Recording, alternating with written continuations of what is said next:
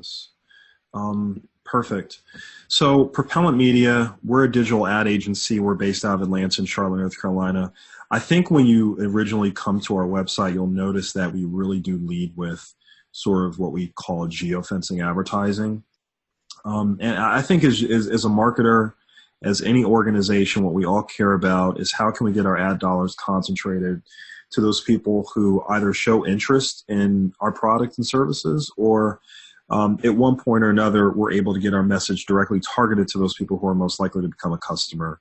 And that's sort of where geofencing comes into play. Particularly, and I don't know, how much do you know about geofencing already, or what have you learned about it or heard about it thus far? I didn't know anything really a whole lot about it until I got sent your website. So I scoured your website, but I still have a bunch of questions. I guess I really need to see it because I have questions actually how it works. So cool. I think that makes perfect sense. So let me go in here and let's see here. I'm going to just do a different screen share, more advanced. Let me send you a portion.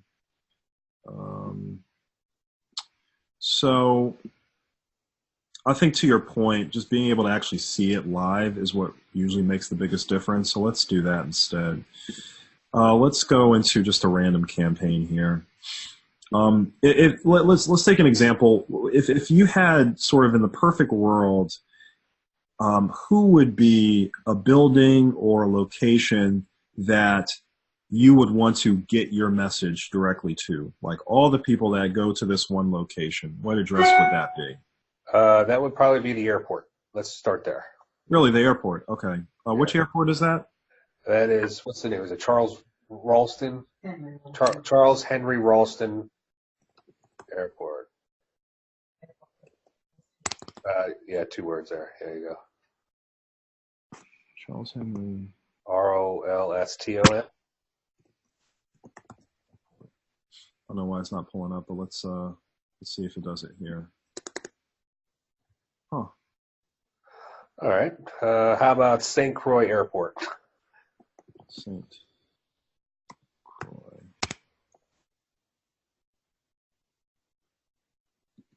Airport. Okay, that's it. I think I have it under Alexander Hamilton. Sweet. That's perfect.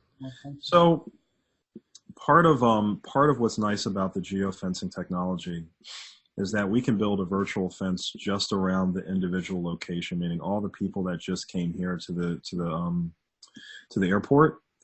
Okay. And what happens is when an individual walks inside of this geofence, we're able to capture what's called their mobile device ID and begin serving ads to them, both while they're inside of this geofence, and then we can continue serving ads to those same people for up to 30 days after they leave the geofence. And they'll see your ads when they happen to go on mobile apps and websites. So if you think about, and I'll say this, most of it's mobile apps though, just to be clear. So if you think about Wall Street Journal, Huffington Post, Daily Mail, those types of apps, we have well over 600,000 apps that we have access to through our ad exchanges. Right. Delivery for us is rarely an issue. Well, see, that's my question is how in the world are you able to place an ad for our casino on, what was one of them you just said? Give me an example. Wall Street Journal app. Wall Street Journal. How do you do that without paying them? Got it. So part of what happens is there's a lot of apps, the 600,000 that I mentioned, are all part of what's called an ad exchange. And there are some apps that say they'll take private placement ads from people who want to do an app takeover over a certain period of time. And then there's some people who say, you know what, we don't have as much coverage, so we want to be part of an ad exchange.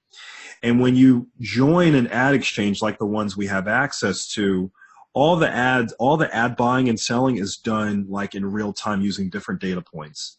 One of those data points is your physical location using latitude, longitude coordinates. Uh-huh. So if someone's latitude, longitude coordinate was tracked here, and we, as a casino, want to get our message to that person, wherever they go, wherever those people go physically, we can target that person when they happen to go on another mobile app. right? Okay. And that's essentially the crux of how geofencing works from that standpoint.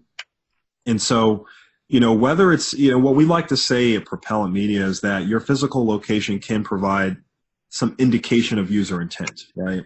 So I'll be honest with you. For me, Bill, I think most people, depending on the strategy, may decide that they do want to target the airport. I would also throw in another 10, maybe 20 locations that are essential to folks that might be traveling, obviously, right? Because absolutely. Yeah. So I'm just kind of talking out loud here, but so ultimately we're capturing a user's mobile device ID. They then decide, oh, I'm going to go on this one app. Oh, I see this great ad from this casino that's in the area. Oh, they have this special. Oh, let me go check them out. And then they go on another app and they see the ad again. It's like, oh, wow, I've seen this ad twice now. What's going on here? And so now. All right. So through the ad exchange, you lock in our ad on all of these 600,000 different apps, depending on, what they click on for a period of 30 days.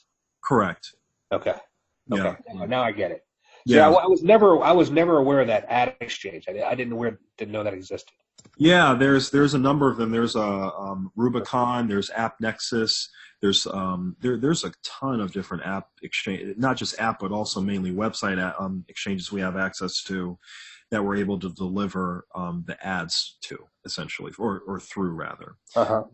And so, all the people that are walking inside there, that's great, right? But I think what you all care about is how you're measuring success.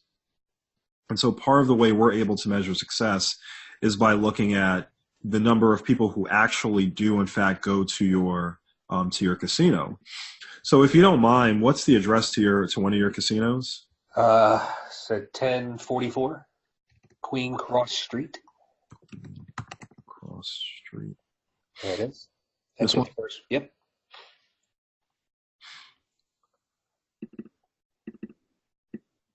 You got it. The black dot. Perfect. So part of what we'll also be able to do is build what we call a conversion zone.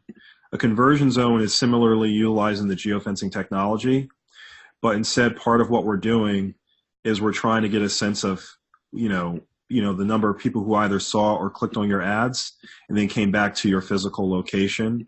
Okay. You can actually measure that here. That's awesome. So now we're able to provide some additional attribution to the impact that this campaign is having. And what I tell a lot of people, Bill, is that, look at geofencing as another strategy that's incorporated into all of your other marketing. It's not like it should be this standalone tactic that's going to be the penicillin to all of my marketing problems. Right. It's more so something that can make a difference to raise awareness, because I know that can be a little challenging to do any form of digital advertising or any form of digital advertising as a casino. So that's sort of how I look at it from that perspective. The other thing is, well, what sort of reporting is involved in this entire experience? And part of what we're able to do, this was a Volvo dealership. They're still a client of ours. We can report on all different types of metrics. This number here, 12, that's what we call walk-ins. That's the walk-ins that this dealership experienced over a 5-6 day period. Uh-huh. So 58,000 impressions, 102 clicks, 0.17% CTR. We can report on even the locations that are actually driving walk-ins to your physical location.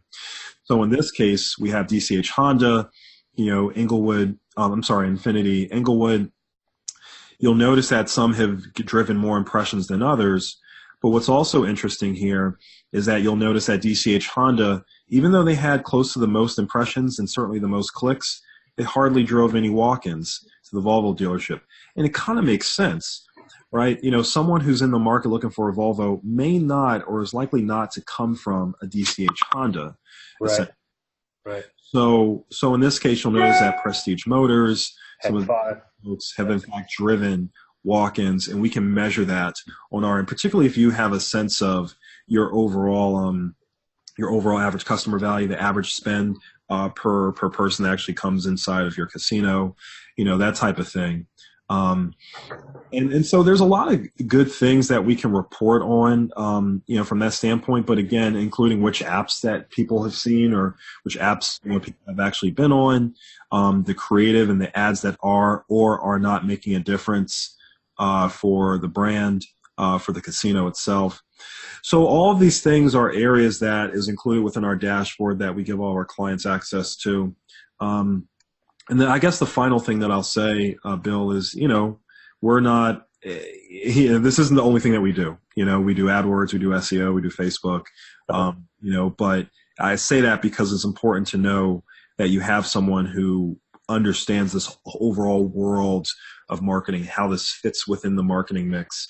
And so we can have a sort of an intelligent conversation to figure out how this can fit and make a difference to all the other things that you might be doing within the enterprise. So I'll pause here for a second. Who does the creative? I mean, obviously I know you working with big companies. A lot of times they have their own in-house creative department. We unfortunately are a very small casino, do not have the expertise to lay out. Do you have to have a bunch of different layouts for an ad blast? I mean, we typically recommend 7 different sizes. Okay. And our team, we charge a flat fee to develop the ads for our clients, so we do have that as a capability. Okay. Clients will just kind of talk through. Maybe it's a special promotion. Maybe it's just something to raise awareness or get people to actually come to the actual casino. Help in sort of crafting that message. And then what's your flat rate? It's $375 flat. $375 flat. Okay. All right. I like it. Wow. And your success rate as far as I saw just on your campaign here with this car dealership, you had 58,000 impressions in 1 week. Yeah, 58,000 impressions in 1 week. How many different geofences did they have set up? They have 10. 10. 1, 2, 3, 4. You got 60,000 from 10 in a week. Well, just to be clear, that's 60,000 impressions. Yeah, no. That's 60,000 times an ad was popped up on someone's phone. Exactly. And someone saw it from that look. Yes, that's correct. Yeah. And so an ad, impression, ad passes someone's purview, that counts as 1 impression. Yeah. And so for these guys, when they sell a car, they're making, whatever that average customer value is. They know what their walk-in rates are. They know what their close rates are. And that's where we're able to get a better sense of attribution. And look, I mean, I understand that geofencing is more of a display world. It's not like in market, someone's in market looking to buy something, if that makes sense. But it's got, I definitely see the pros and cons with it. The other question I might have is, how do we establish a baseline? Because here's the situation. Those 12 people that actually went into the geofence at the car dealership might have went in there without any of this. Love it. Thank you for bringing that up. So to your point, we do have people who say, you know what, how do I know that someone wasn't going to walk inside of my dealership anyway, Justin? Like, all these people that saw my ads, how do I know that they weren't already going to become a customer? So I mentioned to you already the conversion zone tracking that we're able to do. But we also have a thing, and not to get too much in the weeds, but I think you might appreciate this as a marketer. We have what we call geo-conversion lift, meaning how do we measure the number of people who never saw our ads and then came back to our physical location versus the people who did see our ads and came back to our physical location. Okay. So I don't recall exactly which campaign this is. But what we're able to do is look at the natural converters, meaning those who came from the airport, let's say, or came from a hotel and they came to your casino but never saw your ads, right? That's sort of your natural walk-in rate. Let's say it's a 1.39%. Okay. But then on top of that, you have the people who did see your ads, right? From the airport, from the hotel, and then walked inside of your physical location. That walk-in rate is at a 3.60%. So now you're able to actually, through statistical significance, enough data, you're able to tell that this isn't just pie in the sky. This is actually making a difference. This is actually driving some butts into our physical location. And so this is all included in your reporting? Yes, this can be included in our reporting and provided to you as well. Wow. So now we have some additional information to give us better insights into what this whole thing is, how this is really impacting driving actual walk-ins to our casino, essentially. And so, and again, like you said, this also can be included in the reporting. You happen to be the lucky one where I just happen to remember to go to a certain page on our site and was able to pull this up. But Okay. I like it when folks ask us that question, because it's the perfect setup for this particular conversation around how we measure attribution, essentially. Right. So, again, I tell folks all the time, it's not the penicillin, but if you're thinking about the locations the right way that you want to target, if you're thinking about sort of the buyer behavior, sort of, incorporate that into the overall strategy from a geofencing standpoint, Mm-hmm. and, take a 3-6 month period to really measure success and see the impact that can have, to the casino. Now, I think I read in the email that you responded back to Sarah that you typically advise doing this for a 30-day period, right? It's a 3-month period, not 30-day period. They're a 3-month period. All right, here's our unique situation: is that people come down here for a week for vacation. Yep. I have no need to blast them for 3 months because they might not come back till next year. Totally agree with you on that. So part of what we'll do is, like, let's say if we're running a campaign for, let's say, 1 month, let's say. Okay. I would venture to say you don't even want to target those people for 1 month, let alone 90 days. So if we had a campaign for a full 90 days, we can make it so that someone actually falls off of our audience pool.